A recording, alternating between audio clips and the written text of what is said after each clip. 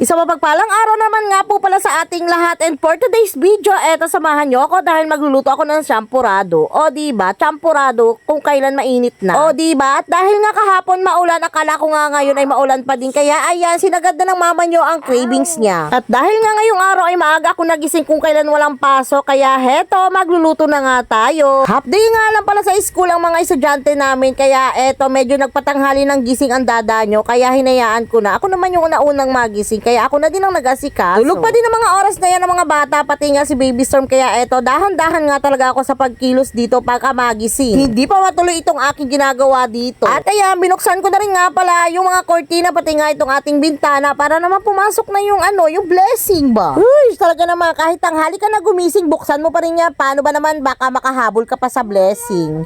At eto, habang pinapakulungan natin yung ating malagkit, eto naman pala, nagtunaw na ako dito ng ating kokwa para mamaya hindi na ako mahirapan sa paghalo. Pagka talaga hindi mo kasi yan tinunaw sa paglagay, talaga namang nagbubuo-buo yan. At eto yung ating magiging champurado, talaga namang magiging kanin na kulang na sa sabaw. Tapos nilagay ko na rin nga pala yung ating tinunaw na kokwa, o diba, tapos imekos-mekos na lang natin yan. Bale, dinagdagan ko pa nga yan ulit ng tubig. Paano ba naman kasi yung magkakayod nga ng nyug ay talaga namang tulog na tulog pa, kaya hayaan lang muna nga natin siyang talaga namang maluto. At hininaan ko na rin nga pala ng apoy yan para hindi talaga masunog yung kanyang pinakang ilalim. At eto, nagising na nga ang inyong Baby Storm. O diba, hindi pwedeng hindi yan magpapalablab. O diba, napakaganda ng gising ng ating Baby Storm, lalo na nga pag nakita niya yung maganda niyang mama. Huy, walang kokontra. May poging Storm.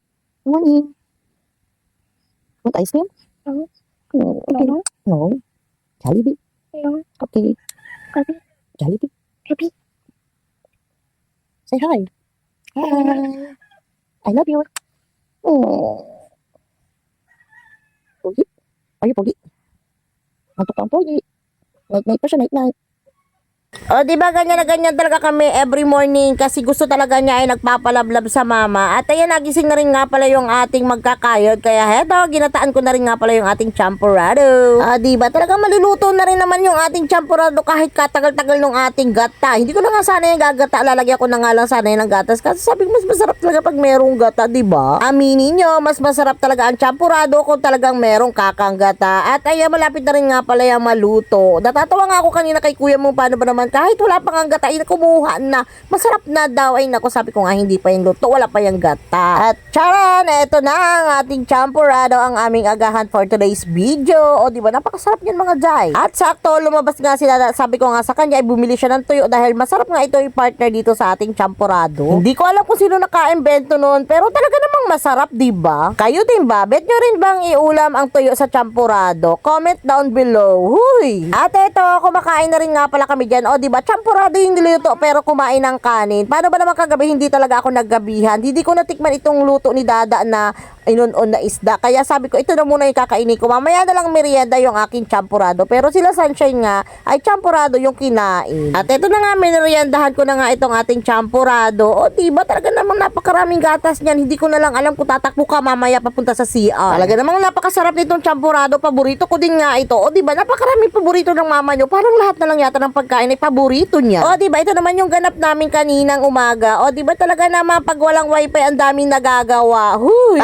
Nilinisan nga lang pala namin itong aming mga talungan. Paano ba naman, ang dami pa rin nilang bunga tsaka bulaklak, kaya sayang naman. Sabi nga ni Dada, ay lalagyan nga daw niya yan ng abono at tsaka ipoprone nga daw namin niya. Tatanggalin nga daw yung mga tuyo-tuyo ng stem. O diba, talaga namang napakatagal na nga nitong nagbibigay sa amin ng bunga itong talong na ito. Plus, naibenta pa nga namin yung iba nito. Kaya naman talaga grabe yung pasasalamat namin ni Dada. Paano ba naman, grabing tulong yung binigay sa amin dito. Nakakalibre nga kami dito ng ulam. Tapos nakakabenta pa nga kami. O diba, alam na alam nyo yan. Kasama ko yan palagi sa vlog ng mga panahong karamihan pa nga ng bunga niya. Hanggang ngayon nga ay napakarami pa rin. O diba, habang kami naman nga ay busy ni Dada dito sa paglilinis, yun naman nga Baby Storm nyo ay busy din sa paglalaro ng lupa. O diba, ganyan talaga yung kalikot. Ay kabait pala. Sakto nga yung panahon ngayon, hindi gaanong mainit, kaya naman talagang napakagandang maglinis dito sa paligid. Bali yan, nakikita nyo nga pala mga butas-butas dyan, ay bagong tanim nga pala yan ni Dada na kalabasa. Anyways, hindi pala ako nagmamalay, patapos na naman nga pala ang ating video. Salamat sa pag-like, pag-follow, and pag-share.